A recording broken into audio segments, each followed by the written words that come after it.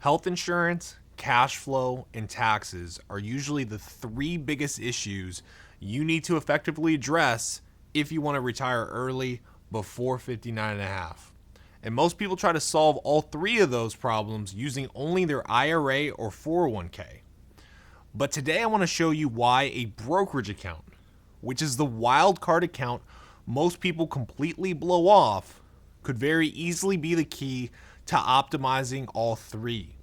I'm going to show you exactly how this account works and walk through a few examples so you can see why it makes early retirement so much easier, not just in theory, but in real life.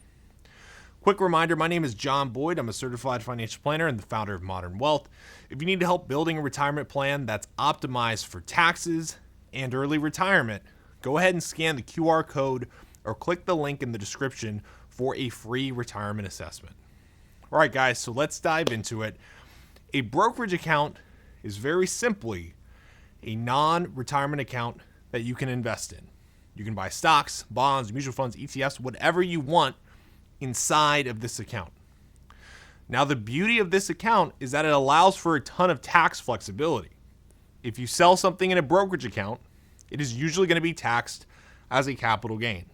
And capital gains, if you are savvy, can have a tax rate as low as 0%. Also, more assets that are focused on, let's say, income, like certain bonds or bond funds, sometimes don't have that much capital appreciation. So if you sell them, you're likely going to have reduced taxable gains. Now, you likely already have one of these accounts.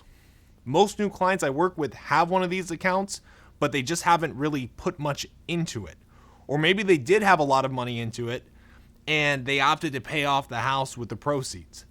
And I'm not saying paying off the house is always a bad idea, but I am telling you right now, if your goal is retiring early, making sure this account is well funded can make your life a lot easier.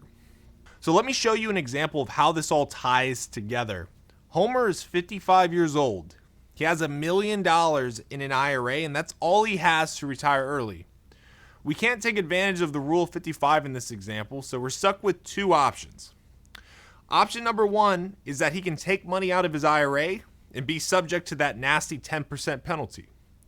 Or option number two is he can execute 72T distributions. In this example, he would be able to generate at most about $65K in cash flow from his IRA without penalty. Now remember, there are three primary issues we need to address to make early retirement smooth. The first is cash flow. Would you look at this situation and say Homer has a ton of cash flow flexibility? Probably not, unless he wants to incur that 10% penalty. Otherwise, he has to really stick with the 72T distribution method and that eligible distribution amount. The second issue is healthcare. If Homer wants his health insurance to be covered by ACA subsidies, especially as a single guy, ideally his income is lower. But in this case, we don't have a choice.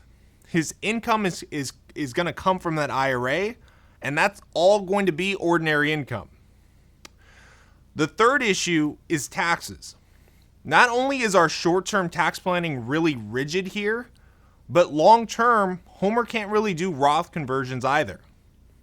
Ideally, with Roth conversions, you have money on the side to cover the taxes associated with the conversion, but in our case here, Homer has nothing. So looking at this situation, if Homer was a client, could he retire early? Maybe, but man, we don't have a lot of room to breathe here. Now, let's look at Marge. Marge is also 55 and worth $1 million. The difference here is that she has $500,000 in an IRA and $500,000 in a brokerage account. In that brokerage account are stocks like Nvidia that she purchased that have a ton of appreciation. Her cost basis in her brokerage account is $100,000, and the account is worth $500,000. Marge in this case has a ridiculous amount of flexibility. Marge can carve that IRA in half and do 72T distributions on a portion of it. So in this case, she's going to generate about $16,000 in penalty-free income.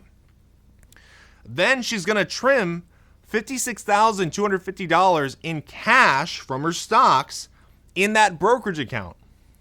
That's going to result in a long-term capital gain of $45,000. Then she's going to top it all off by doing a small $3,000 Roth conversion. Now, the reason why she's going to do a small Roth conversion is, number one, she wants to start to build up a Roth income base for later on in retirement. And number two, she wants to be careful with where her taxable income is going to be. Because as long as she keeps her taxable income below $49,450, her long-term capital gains rate is at 0%. So after doing all of that, Marge has a federal tax liability of $333.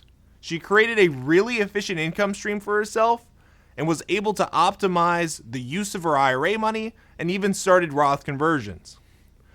Marge also has a ton of flexibility with how to play ACA credit planning with health insurance. If she wants to prioritize that element of her plan more, we could opt for to not do any 72D distributions this year and perhaps exclusively live off of that brokerage account and skip out on the Roth conversions altogether. So to summarize, having a brokerage account is your wild card account.